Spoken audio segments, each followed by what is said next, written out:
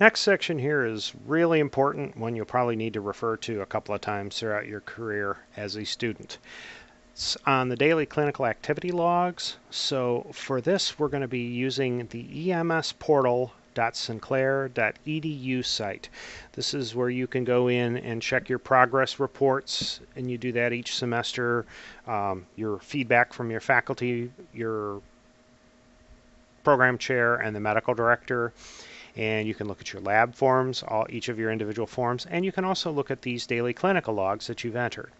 Now, if I've had you in class at some point, I've very likely explained to you with these daily clinical logs, you enter these into the computer, and that provides an ongoing track, and we can kind of monitor your progress that way. That comes in very handy for making sure you're on track to finish properly. The problem is, I have people say, it's like, does that show what I've done? And the answer to that is, I hope so. It seems like a weird answer, but it shows what you have entered into the computer. So if you have your daily clinical logs filled out and you enter things sloppy and you put things in the wrong category, or you put down 11 patient care reports when you only did 1 or 2, for example, then you're going to have incorrect data. If you enter a form and make a mistake and you have to re-enter the form, when there are 2 copies of the same form in there, it's going to double everything up when you do your summaries until that first form's been deleted. So I want to make sure that you're clear that the information that's entered in here needs to be accurate, and I strongly encourage you to go back and double check it. So let's take a look at EMS Portal. I'm sent in as an administrator, so I have a few more things on here than you would. But under the EMS Student Portal, this is emsportal.sinclair.edu. Don't worry about the extra part. This will get you to the right area, and then you can browse through the segments. emsportal.sinclair.edu. So if I click on Paramedic Activity, I've got a couple forms here that Chuck entered a while back, just as practice. And if you look at this, it's small just to fit on the video here appropriately, but it's got the site, it's got the preceptor name, your first and last name, your tartan ID, the sheet numbers, the date that you were there. So no skills were completed on here. This was just, again, a test form that he had entered. But what you want to do is take a look, and you have your start and end times. They don't show up on here, so it looks like it's got 3 o'clock to 4 o'clock set in on here. So you've got your 3 and 4 o'clock. You don't have the ability to update those. If you need something at the top edited, either Chuck or myself can edit those for you. But if it's anything that's down here, you're going to have to re-enter the form. So you're entering in how many of each of these skills you attempted, how many you completed in the evaluation. A couple of the cross checks on here. You can't complete an ET tube without attempting one. So this isn't how many you missed and how many you hit. This is how many you attempted. So an IV is a perfect example. I tried 8 times to get an IV. 6 of them were successful. So that would be 8 here, 6 here, and then whatever your evaluation is. So it's either needs improvement, satisfactory, or outstanding. Be careful if they're in the wrong category. We're going to have you re-enter the forms. Make sure when you're entering primary presenting problems, you're entering those adult, pediatric, geriatric, and evaluation. You can kind of compare those forms this way, but this is a 1-by-1. You can go in each one of your forms and see what was entered. If you want to do a summary of what you have, then I could type in here, and I'm going to just look for everything I've done. Actually, let's go back with Chuck's information here. And I'm going to have to scroll this for just a second. So bear with me for just a second here.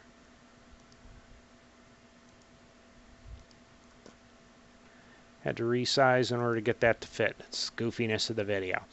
But I've got that set. And there are his 2 forms. So I can select all these forms, and I can search for a date range. So if you're looking for a specific semester, look at all those, and it will give me a summary that shows me what the summary of all the different forms that were entered. So he entered 2 single-hour forms with nothing else, and that gives you your summary data that's on here. Now, when you're entering a form, it's going to be the Paramedic Clinical Log version 2. So the first thing I wanted to do is let's show you what the forms themselves look like. You got a chance to see this in class most likely, but at the top You've got Clark and Sinclair are the colleges still here. Make sure you're using a version B unless you've been instructed otherwise. Put your name, your date, the start and end times on here, the name of the clinical site and unit. So for example, Miami Valley Hospital Emergency Room or Miami Valley Hospital Labor and Delivery. And then your evaluator, your preceptor, will give you an evaluation on these categories. Make sure that they check those for you. It's just either you're okay or you're not. And we've got the descriptions of what each are. Then as you scroll down here, we've now got our skills information. So this is where you're entering them, and they're designed to match the entry form, so it makes life pretty sweet and simple on here. Airway, number of attempts, number satisfactory or successful, and then your evaluations. You don't need evaluations unless you did the skill, obviously. So if you did 4 IVs and tried 4 and got 4, hopefully you get an outstanding, maybe you get a satisfactory, that's perfectly fine. If you do your 3-lead ECGs here, or if you do your 12-lead ECGs, another important point that people screw up is you can't do a 12-lead without figuring out what the underlying rhythm is, appropriately anyhow.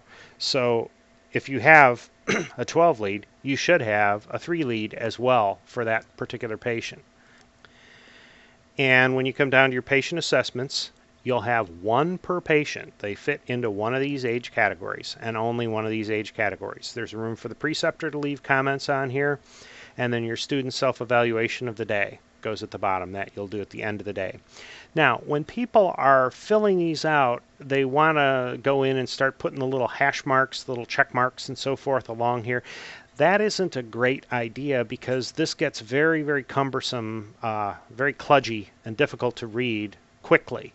So what I recommend is over here on the side, use some of this margin, and some of these will be resized and there'll be a little more margin on the side. Just use some of the space over here. You can have like your attempts outside and your successful inside, and just mark those down so you can do the little hash marks as to how many of the IVs. In some cases on a good shift, you might get 10, 12, 13 IVs, which is great. You won't get that many ET tubes most likely, but you can have quite a few of the IV established on there. So make sure that you mark down your final numbers in here at the end. Then your patient assessments by age category. Everyone will fit into there. And then your patient primary presenting problem. So within this list, and I know I've discussed this in class with the groups, but if you have a headache, well, it's not altered mental status unless it's altered mental status. It's not a stroke unless it's a stroke or a TIA. It's not a trauma unless it was caused by an injury. So if it doesn't fit one of these, well, that's okay. You'll have some patients that have an assessment by age category and they won't fit one of the primary presenting problems. But you cannot have 2 primary presenting problems per patient for a single patient. What if somebody gets shot in the chest? Well, I'm guessing they're going to have chest pain, but it's a trauma, so the trauma is the one that's appropriate. If it's truly right on the fringe, let's say, for example, you have an unconscious diabetic. Well, an unconscious diabetic, hypoglycemia is probably your best bet, and you need a couple of those. But if you've already gotten those and you need an altered mental status, we don't have any problem with you counting it as an altered mental status because both of those are effective. You just cannot count both of them for the same patient. Likewise, a lot of people that have acute coronary syndromes, that they have oddities on their 12-lead and so forth, will have chest pain.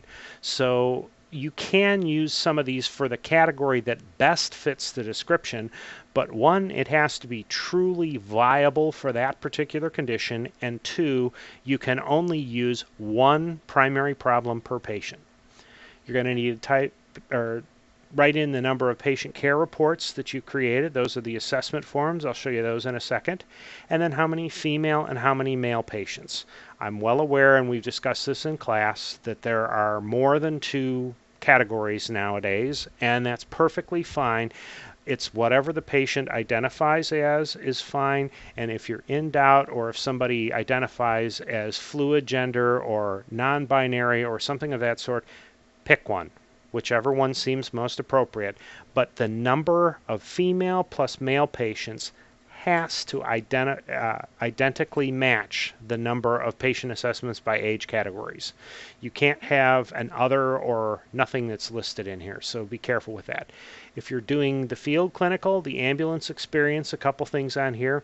If you go on an ambulance run, it doesn't always have to be a transport, but it has to be a true involvement. If you go out on an auto accident and somebody wants a blood pressure check and says, yeah, I'm fine, I'm going to go to the doc, that doesn't count as an ambulance run, let alone an ALS call. If you go out, on the other hand, to somebody that's a diabetic and you start an IV and you give them dextrose through the IV and they wake up and then they sign a refusal form, that's a call. And honestly, it's an ALS call as well. So make sure you're getting credit. As you would expect here, you can't go on an ALS call without going on an ambulance run. So this number will be equal to or greater than your total number of ALS calls. The ALS calls have to be something that's legitimately ALS. To me, you have to be able to say this was an ALS run without cracking a smile or laughing out loud or something of that sort. So a person that stubs their toe, well, that could get infected and you could die from that, isn't going to cut it. But there are a number of times where somebody will have a crushing headache, and while it's not negligence to not start an IV and not do additional monitoring, it's certainly not negligence to do so. So use some judgment on there. It's between you and your preceptors for the most part, but as long as it falls legitimately under the ALS, put it in there as the ALS calls on there. For the team leads, for people who are in the final semester, I'll make this brief because you usually get this more in lecture, but for the team leads, you have to be acting as the team leader on there, and you're marking whether it was an ALS or BLS run, and then marking the assessment on there. Until you're in the final semester taking EMS 2180 and you're familiar with what all this means, leave it alone. You're not entering anything under these circumstances. You can't put anything in here during hospital. You can't put anything anywhere here in hospital. You can't put anything in here until you're in 2180. So be careful about marking the wrong stuff, or we're going to have you re-enter it. Well, what if I'm on a 16 or a 24-hour shift because my department lets me do a 24 and I have 8 ALS leads or 8 team leads? You can only do 5 per sheet. So do a sheet for 12 hours and then do another sheet for the other 12 hours and mark it that way. And that's perfectly fine. Make sure you know the preceptor's name. That needs to be printed down here so that we can read it and enter it and have them sign it.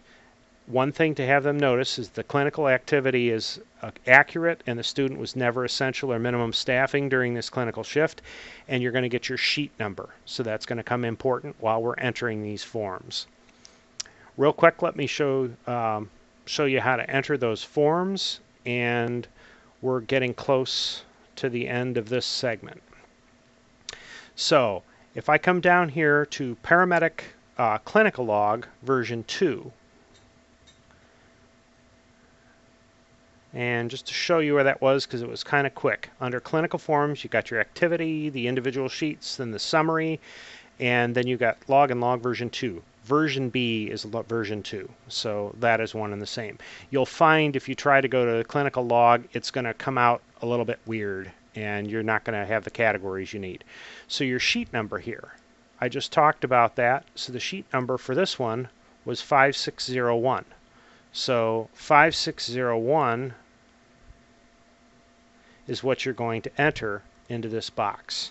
So just as an example, I'll put that as 5601, and we're going to say that this was done at Miami Valley Hospital, and you don't have to put any leading numbers or so forth on here. Then you got your date of the clinical activity. So whatever that date was, let's say I was really a go-getter and did this on January 1st of 2019. When you're using start and end times, follow these instructions. We had some problems with this in the past. If the hour is 0, then use the AM switch. If the hour is 12, use the PM switch. The example I can give you here is I had a student that was with me from 11 a.m. until 12:30 and put it in as military time. Now, if you look, once I click past this, I've just screwed it up. I'm telling the computer I was there from 11 a.m. until 12:30 a.m. That's 13 and a half hours. The student was there from 11 a.m. until 12:30 p.m. for 90 minutes in order to complete the final evaluation run on a second shift. So in that case, this information is going to show up as garbage. And in this particular case, the student thought she was done and found out that no, she's still got to get another 8 hours because she thought she was over by a few hours. Nope, she was actually under by a few hours, and that was at the very end of the program, so it's unpleasant. So military times are fine, but if you're 0 or 12 hours there, you have to use AM/PM switches. Enter the information the way it was on the sheet. As you saw, you've got all the skills. Make sure that you enter anything. Sad point of news, if you click one of these radio buttons, there is no magic way to unclick them. You can't undo one of these. The only way you're going to be able to fix that is to refresh the page and start over and just re-enter it again. It's a mild pain, but I promise you, you'll only do it once or twice, and then you'll start to remember to click in the right column. If you're doing this on a smartphone, sometimes these columns get a little weird. It can be done on a smartphone, so it works, but just be careful that it can be challenging that way.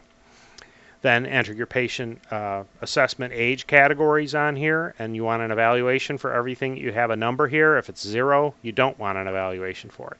Your primary presenting problems, again, it's designed to mirror the form perfectly, so everything should line up properly. Then you got your number of male patients, female patients, patient care reports. The only thing here was a little weird is patient care reports was above that. So just make sure you got male and female patients set in the right spot. And if you're entering ambulance runs, the number of ambulance runs, this is not BLS calls. This is all ambulance runs. So if I went on 3 BLS and 2 ALS, this would be a 5. The 2 ALS would make that a 2. And if I was a team leader, on everything, I'd have 2 ALS team leads and 3 BLS team leads.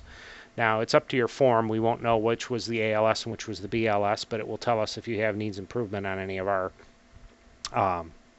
leadership runs, because then that doesn't really qualify or count. For the ALS calls in general, you'll have an evaluation. So this bottom section here from the team leads, ALS, BLS, and the team lead evaluations, that's only for 2180. That's only for your last course. You'll need to put your student's self-evaluation, type in your preceptor's name, so that's where you need it legibly so we can tell what it was. If the preceptor entered any comments, please type them in here. And then come down, we've got a mini survey for your satisfaction for this. Did you have problems scheduling? So strongly agree, everything was fine. We give this feedback to the sites, and they absolutely love this. This is one of the little benefits we give them. Your tuition comes to us, so we're responsible for trying to help make a good experience for you clinically and educational experience as well.